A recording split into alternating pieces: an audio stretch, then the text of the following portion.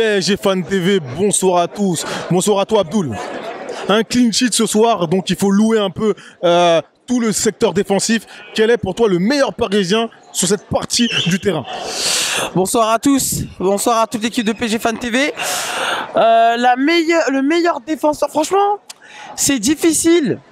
J'englobe tout, hein. Gardien, latéraux, défenseurs centraux. Je dirais plutôt, allez, on va dire Luc Hernandez parce que sur son côté, il a fait pas mal de fulgurances.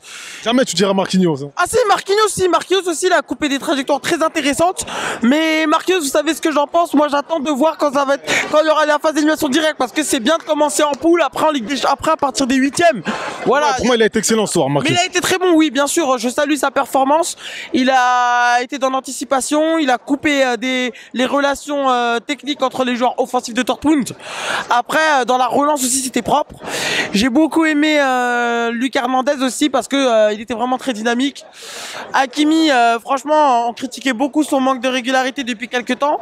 Et là, il a fait un très très bon match. En plus, il marque un but. Magnifique, son enchaînement technique, son contrôle, son dribble et son but. Et franchement, ouais, ça fait plaisir. Ça faisait un petit moment qu'on attendait un clean sheet, surtout en Ligue des Champions, et on sait que c'est très important. Très bien. On critique énormément le milieu de terrain depuis des années au Paris Saint-Germain. Cette année, il semblerait que Lucho ait tout ce qu'il lui faut. Toi, quelle est ta vision, notamment par rapport à ce match-là? Moi en tout cas au niveau du milieu de terrain ça a vraiment été très performant. Après évidemment le banc doit être encore meilleur parce que franchement Rusé Solaire voilà c'est pas trop ça. Mais là il y a Kanginli qui est à la base un ailier ou 10 qui peut aussi jouer en 8 et franchement son activité pour son entrée a vraiment été bonne. Techniquement il a été très inspiré. Sinon Zaïre Emery j'ai beaucoup aimé. Même s'il lui manque le petit truc pour frapper, pour tenter. Qu'est-ce que t'as aimé? Techniquement, sa conduite de balle, les bonnes décisions, mis à part les frappes, sa conservation du ballon, le tempo qu'il a dicté. Vitinha aussi, maintenant il frappe beaucoup plus, ça fait vraiment plaisir. Enfin, des milieux qui frappent, ça fait vraiment plaisir. On attendait ça depuis un petit moment.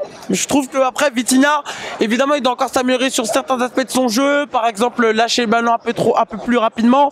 Mais franchement, dans l'ensemble, il n'y a pas un flop ce soir.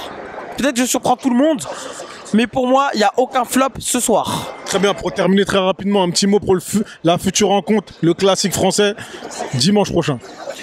Le match contre Marseille qui sont dans une sale incertitude depuis quelques heures. De toute façon voilà, bon, on va pas prendre ça en compte, mais pour moi il faut confirmer notre victoire contre Dortmund et frapper Marseille, c'est obsessionnel pour nous parce que c'est nos plus gros rivaux, ce sont nos plus gros rivaux et c'est un rival historique, donc pour moi il faut les frapper sans pitié, c'est tout. Merci à toi. Bonne soirée à tous.